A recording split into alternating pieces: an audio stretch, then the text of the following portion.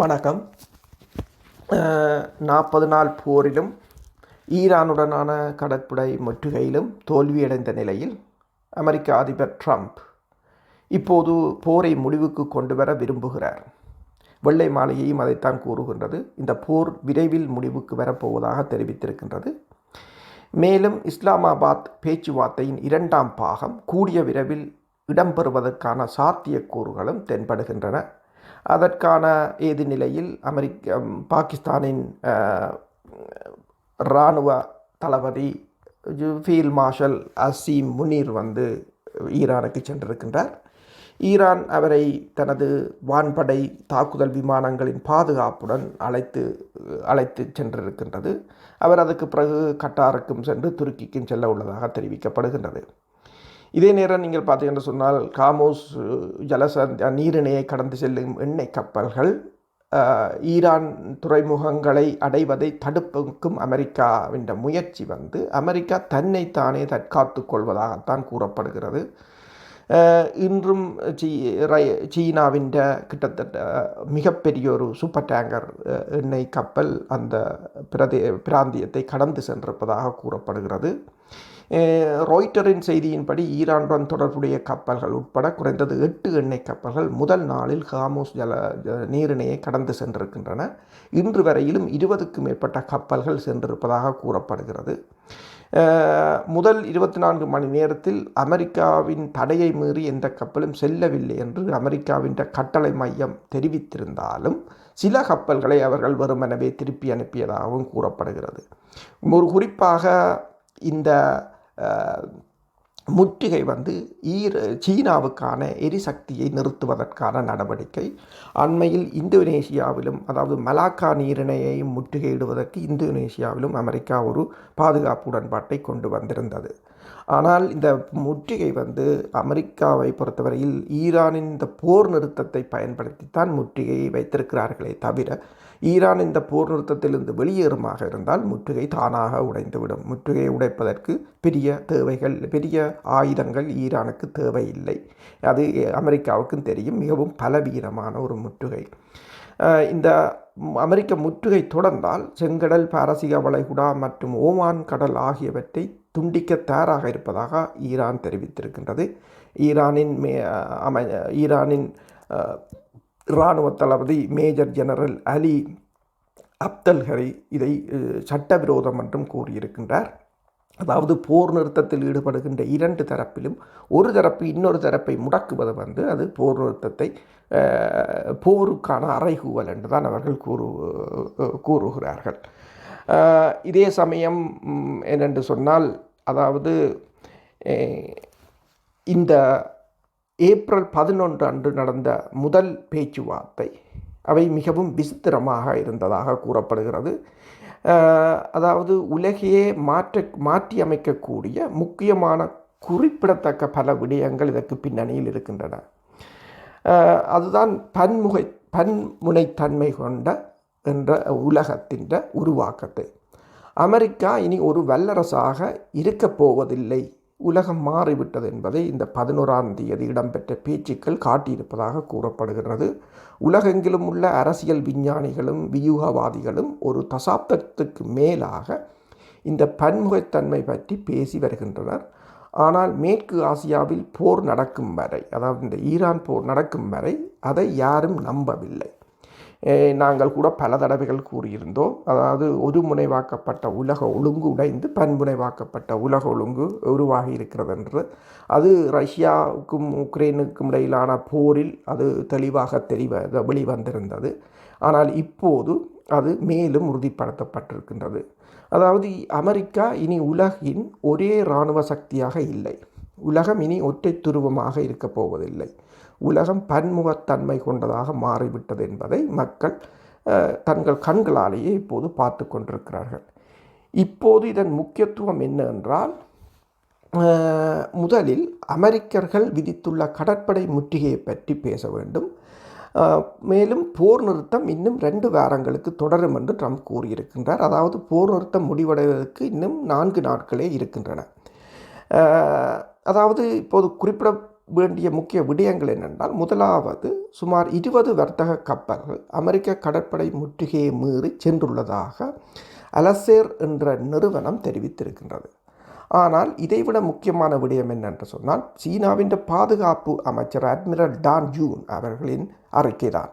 சீன கப்பல்கள் ஹார்முஸ் நீரிணைக்கூடாக சென்று கொண்டிருக்கும் என்றும் அது சீனாவுக்கும் ஈரானுக்கும் இடையிலான வர்த்தக மற்றும் எரிசக்தி உறவுகளின் அடையாளம் என்றும், மிக முக்கியமாக ஹார்முஸ் ஈரானின் கட்டுப்பாட்டில் உள்ளது என்றும் அது தங்களுக்கு திறந்தே இருக்கிறது என்றும் அவர் கூறியிருக்கின்றார். இப்போது ஒருவேளை போர் நிறுத்தம் முடிவடைந்தால் இந்த கடற்படை முற்றுகையை பொறுத்தவரை இது ஒரு போர் நடவடிக்கை என்பதால் நிலைமை மிகவும் மோசமாகிவிடும். அதற்காக ரஷ்ய வெளியுறவுத்துறை அமைச்சர் லாரோவ் ஹார்முஸினால் சீனாவுக்கு ஏற்படும் பாதிப்புகளுக்கு ஈடுகட்டுவதற்காக எரிசக்தி பற்றாக்குறையை நிரப்புவதற்கு தாங்களால் ரஷ்யாவால் உதவ முடியும் என்று கூறியிருக்கின்றார். ஹார்முஸ் நீரிணையை பொறுத்தவரை சீனர்கள் ஈரானியர்களுக்கு பகிரங்கமாக முழு ஆதரவுகளை அளித்து வருகின்றனர். இது ஒரு குறிப்பிடத்தக்க மாற்றம். அமெரிக்கர்கள் திறக்கப்பட வேண்டும் என்று விரும்பும் ஒரு விஷயம் இது. இரண்டாவது முக்கிய விடயம் என்னென்று சொன்னால், சவுதி அரேபியா தொடர்பானது. இப்போது சவுதி அரேபியா தனது கொள்கையில் ஒரு முழுமையான பல்டி அடித்திருக்கின்றது. அதாவது முற்று முழுதாக மாறியிருக்கின்றது. ஈரானுடனான போரை தொடர அமெரிக்கர்களை ஆதரித்து அல்லது தூண்டிவிட்ட சவுதி அரேபியா இப்போது அதற்கு நேர் எதிரான நிலைப்பாட்டை எடுத்திருக்கின்றது. மேலும் போர் நிறுத்தம் இருக்கும் வரை ஒரு உடன்படிக்கைக்கு வர சவுதி இளவரசர் சல்மான் அமெரிக்கர்களிடம் கூறி வருவதாகவும், அதாவது இந்த போர் நிறுத்தத்தின் போதே ஒரு உடன்படிக்கையை எட்ட வேண்டும் என்று கூறி வருகிறதாகவும் செய்திகள் வெளியாக இருக்கின்றன. ஏனென்றால் போர் நிறுத்தம் முடிந்தவுடன் அது காலாவதியாகிவிடும் என்றும் அதன் விளைவாக சவுதி அரேபியாவுக்கு நிலைமை மிகவும் மோசமாகிவிடும் என்றும் அவர் முழுமையாக நம்புகிறார் அல்லது உணர்ந்திருக்கின்றார். மேலும் சவுதி அரேபியாவின் வெளிவிவகார அமைச்சர் பாதுகாப்புக்காக அமெரிக்காவை சார்ந்திருக்கும் காலம் முடிந்து விட்டதென்று பகிரங்கமாக கூறியிருக்கின்றார். தன்னைத்தானே பாதுகாத்து கொள்ள முடியாத அமெரிக்கா நம்மை எப்படி பாதுகாக்கும் என்று இப்போது அவர் அமெரிக்காவை நோக்கி கேள்வியையும் தொடுத்திருக்கின்றார். இதன் காரணத்தினால் 2025 கையெழுத்திடப்பட்ட தங்களின் மூலோபாய பாதுகாப்பு ஒப்பந்தத்தை சவுதி அரேபியாவும் பாகிஸ்தானும் மீண்டும் செயல்படுத்தி உள்ளனர். மேலும் சவுதி அரேபியாவின் பாதுகாப்பிற்காக சுமார் 13,000 பாகிஸ்தான் இராணுவத்தினரும் அவர்களது 12 முதல் 18 F-16 ஜெட் விமானங்களும் சவுதி அரேபியாவுக்கு வந்துள்ளதாக செய்திகள் வெளியாகியுள்ளன. ஆக இங்கு கவனிக்கப்பட வேண்டிய விடயம் என்னென்றால், 6 வளைகுடா ஒத்துழைப்பு கவுன்சில் GCC நாடுகளின் மிகப்பெரிய நாடான சவுதி அரேபியா தங்களின் பாதுகாப்பை பொறுத்தவரையில் அமெரிக்கர்களுக்கு பதிலாக பாகிஸ்தானியர்களை நியமிக்க இப்போது முடிவு செய்திருக்கின்றது. இப்போது ஓமான் மற்றும் கத்தாரை பார்த்தால் நாங்கள் நடுநிலைமை வகிப்போம் என்று அவர்கள் ஏற்கனவே அறிவித்து விட்டார்கள். ஏனென்றால் ஓமானியர்கள் ஈரானியர்கள் மற்றும் கத்தாரிகளுடன் முழுமையாக இணைந்துள்ளனர். அவர்கள் அமெரிக்கர்களிடம் தங்கள் தளத்தை மூடுமாறும் பகிரங்கமாக கேட்டிருக்கின்றார்கள். மேலும் அவர்களின் தளம் மிகவும் பெரியது. ஏனெனில் கத்தார் மண்ணில் இருப்பது அமெரிக்க மத்திய கட்டளை மையத்தின் முன்னணி தலைமையகமாகும். அங்கு ஏறத்தாழ 10,000க்கு மேற்பட்ட அமெரிக்க படையினர் உள்ளனர். எனவே அவர்கள் அங்கிருந்து வெளியேற வேண்டும் என்று இப்போது கட்டார் கேட்டிருக்கின்றது. அது வளைகுடா ஒத்துழைப்பு கவுன்சிலின் பஹ்ரைன், குவைத் மற்றும் ஐக்கிய அரபு அமீரகம் ஆகியவற்றை விட்டு செல்கின்றது என்றுதான் எல்லோரும் பார்க்கிறார்கள். இதில் குறிப்பிடத்தக்க நாடு ஐக்கிய அரபு அமீரகம் UAE. இப்போது நான் இந்த மூன்றாவது கருத்து என்னென்று சொன்னால், ஐக்கிய அரபு அமீரகத்தை குறிப்பிடத்தக்கதாக ஆக்குவது என்னவென்றால், அது பிரிக்ஸ் அமைப்பில் ஒரு முழு உறுப்பினராக இருப்பதுடன் இஸ்ரேலுடன் ஆபிரகாம் ஒப்பந்தத்திலும் கையெழுத்திட்டுள்ளது. மேலும் ஐக்கிய அரபு அமீரகத்தின் பட்டத்து இளவரசர் அபுதாபியில் சமீபத்தில் சீனாவுக்கும் சென்றிருந்தார். அங்கு அவர் அதிபர் ஜி ஜின்பிங்கை சந்தித்திருந்தார். இரு நாடுகளுக்கும் இடையே $100 பில்லியன் இருதரப்பு வர்த்தகம் உள்ளது என்பதும் எல்லோருக்கும் தெரியும். மேலும் போரில் ஈரானுக்கு சீனா ஆதரவளிக்கக்கூடாது என்று அவர் ஷீபிங்கிடம் கூறினார். அதற்கு ஷீபிங் தனக்கே உரிய சீன பாணியில் நாம் சீன குணாதிசயங்கள் என்று அழைக்கும் விதத்தில் பதிலளித்திருக்கின்றார். அவர் என்ன கூறியிருக்கிறார் என்று சொன்னால், மத்திய கிழக்கில் அமைதிக்கான 4 அம்சங்களை அவர் முன்வைத்திருக்கின்றார். மத்திய கிழக்கில் உள்ள அனைத்து நாடுகளும் அமைதியான சகவாழ்வுக்கு அவசியம் என்றும், பின்னர் தேசிய இறையாண்மைக்கு மரியாதை அளிக்கப்பட வேண்டும் என்றும், அதற்கு பிறகு வளைகுடா ஒத்துழைப்பு கவுன்சிலில் உள்ள அனைத்து நாடுகளும் சர்வதேச விதிகளை பின்பற்ற வேண்டும் என்றும் தெரிவித்திருக்கின்றார். மேலும் அமைதிக்கும் வளர்ச்சிக்கும் இடையில் ஒரு சமநிலையை பேண வேண்டும் என்பதே அவர் கூறிய மிக முக்கியமான விடயம். இந்த விடயங்கள் அனைத்தும் புதியவை அல்ல.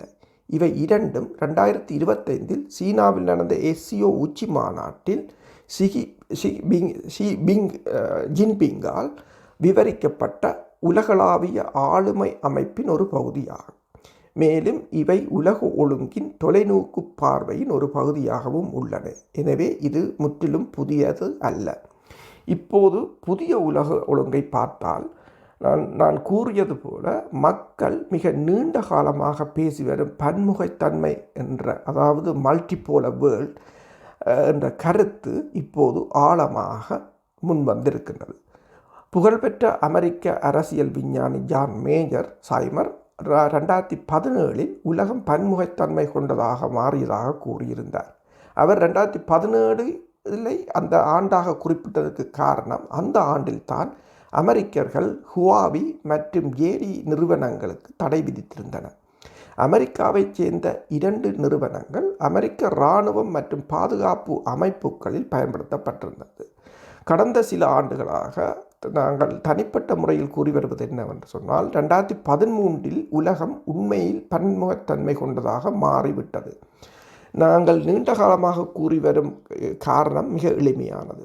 இது என்னவென்றால், அதிபர் ஜின்பிங் 2012 நவம்பரில் ஆட்சிக்கு வந்தார்.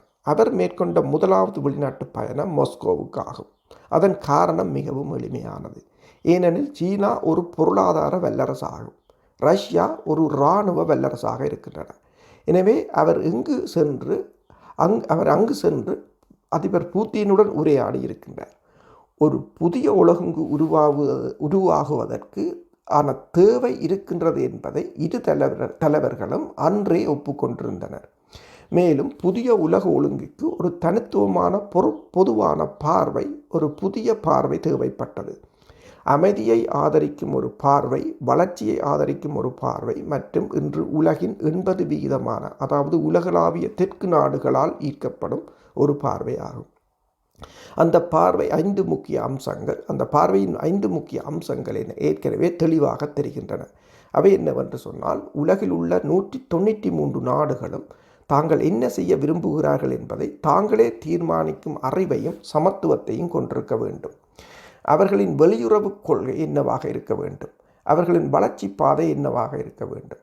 மேலும் பிரிக்க முடியாத பாதுகாப்பு, அதாவது கூட்டு பாதுகாப்பு என்ற கருத்தை அவர்கள் ஏற்றுக்கொண்டால் மட்டுமே இது சாத்தியமாகும். ஆகவே பாதுகாப்புக்கு முக்கியத்துவம் கொடுக்க வேண்டும். ஆனால் அவர்கள் பாதுகாப்பு மற்றும் வளர்ச்சிக்கு இடையில் ஒரு சமநிலையை பேண வேண்டும், வளர்ச்சியில் கவனம் செலுத்த வேண்டும். அதற்காக 3வது அம்சம் என்னவென்று சொன்னால், அனைத்தும் ஐநா அடிப்படையிலான விதிகள், ஐநா அடிப்படையிலான சர்வதேச ஒழுங்காக இருக்க வேண்டும். சித்தாந்த ஏற்றுமதி இருக்கக்கூடாது என்பது 4வது அம்சம். 5வது அம்சம் என்னவென்று சொன்னால், இந்த 193 நாடுகளில் மேலாதிக்க சக்திகள் இருக்கக்கூடாது என்பதே அது ஆகும். அதிகாரத்தை நிலைநாட்ட விரும்பும் அல்லது தனது செல்வாக்கு மண்டலங்களை விரிவுபடுத்த விரும்பும் எந்த நாடும் இருக்கக்கூடாது. மாறாக நாடுகள் ஒன்றையொன்று மூலோபாய பங்காளிகளாக கருத வேண்டும். 2013 காலக்கெடுவாக கொடுத்ததற்கு காரணம் எளிமையானது. ஏனெனில் அதற்கு ஒரு பின்னணி இருக்கின்றது. அந்த பின்னணி என்னவென்று சொன்னால், 2009 அமெரிக்க அதிபர் ஒபாமா பதவியேற்ற போது ஒபாமா நிர்வாகம் சீனாவுக்கு G2 என்ற கருத்தை வழங்கியது. அதன் அர்த்தம் என்னவென்று சொன்னால், சீனா ஒரு பெரிய பொருளாதார வல்லரசாக மாறிவிட்டது என்ற ஒரு புரிதல் அமெரிக்காவுக்கு இருந்தது. எனவே அமெரிக்கர்கள் வழங்கியது என்னவென்று சொன்னால், பாருங்கள், நீங்கள் பொருளாதார ரீதியாக மிகவும் சிறப்பாக செயற்படுகிறீர்கள், நீங்கள் உயர்ந்துள்ளீர்கள், எனவே இரு நாடுகளும் சேர்ந்து உலகை நிர்வகிக்க முடியும் என்பதே ஆகும். சீனர்கள் அதை மரியாதையுடன் நிராகரித்து விட்டனர். ஏனெனில் அவர்கள் ஒரு நாகரிகமிக்க தேசம். அவர்களிடம் தங்களுக்கென ஒரு யோசனை இருந்தது. ஆனால் அதற்கு பதிலாக அவர்கள் ஒரு புதிய வகை சர்வதேச உறவுகளை முன்மொழிந்தனர்.